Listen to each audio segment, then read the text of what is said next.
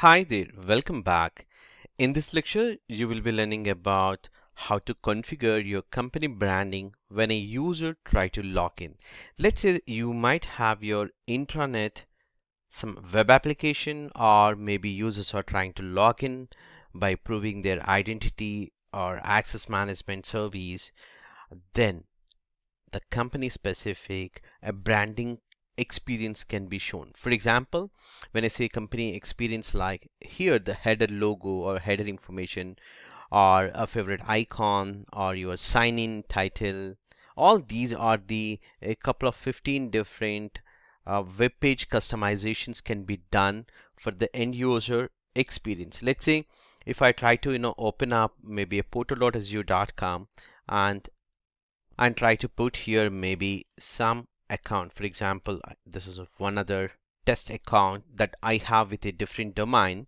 So as soon as I put my user account and click on next, I get some end user experience that meets my personal experience.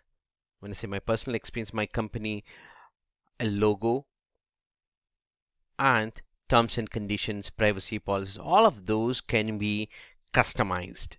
And this is not just for a specific user, it can be customized based on the browser language based. Let's say if a user coming from Korea or Germany, then they might get their localized experience. That's called the company branding that we are going to learn it within this lecture. So there is a pre-requirement that you need to understand. You cannot configure this as if for free. You have to have at least one of these licenses, at least one of the license out of these three options. Like you might need to have a SharePoint Plan 1 license or Microsoft 365 Business Standard or Microsoft Entra ID P1 or P2 license is required. Then you should be able to configure this. Also, as I said earlier, you could configure even multi-region experience or multi-browser language experience for your company branding. Let's jump into the demo how to configure that.